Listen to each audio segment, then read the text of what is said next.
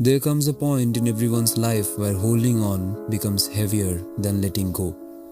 Holding on to people, holding on to failures, holding on to expectations, holding on to the version of life we thought we deserved. And yet, we keep gripping tighter, believing that if we just try harder, life will finally obey us. More than 5,000 years ago, on the battlefield of Kurukshetra, Krishna offered a radical different perspective: not to escape life, not to stop caring, but to master the art of letting go. Arjuna stood before two armies, the greatest warrior of his generation. His hands trembled, his bow slipped from his grasp, not because he lacked courage, but because his heart was entangled.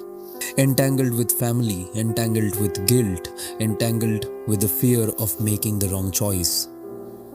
Krishna did not begin by teaching him how to fight. He began by teaching him how to see. He said, "You have a right to perform your duty, but never to the fruits of your action." That single teaching changes everything. Most of our suffering doesn't come from action, it comes from expectations. We don't simply want to love, we want to be loved back. We don't simply want to work, we want recognition. We don't simply want to help, we want appreciation. The action itself is often peaceful. It is our attachment to the result that breeds anxiety. Krishna wasn't asking Arjuna to become emotionless.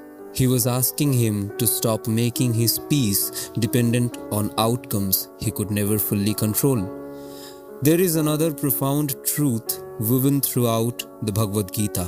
Everything in this world changes. The body changes, relationships change, success changes, failure changes.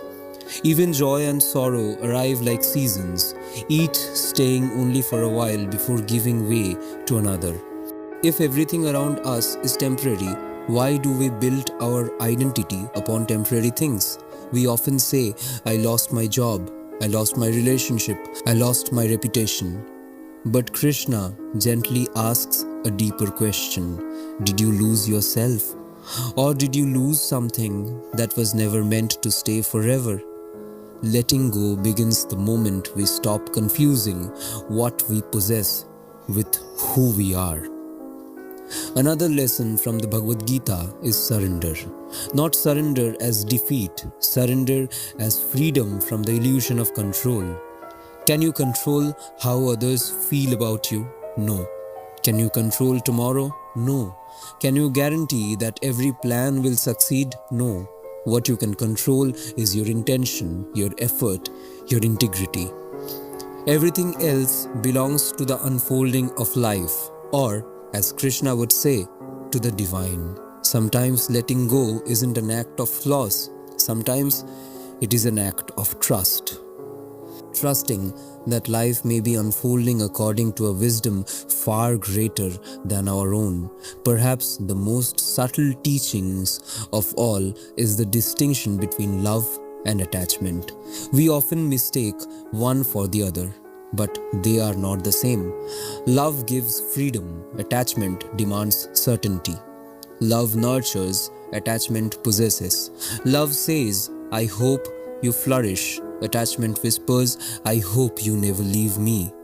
The stronger the attachment, the deeper the fear. And fear quietly steals the peace we were trying so desperately to protect. So, how does one practice letting go?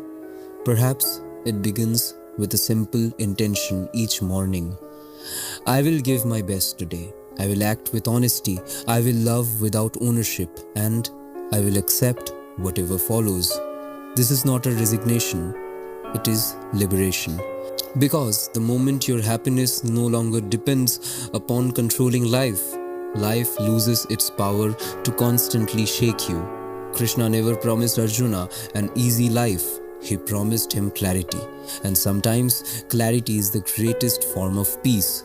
If you're holding on to someone who has already walked away, if you're holding on to guilt from years ago, if you're waiting for life to unfold exactly as you imagined, maybe today is the day to loosen your grip.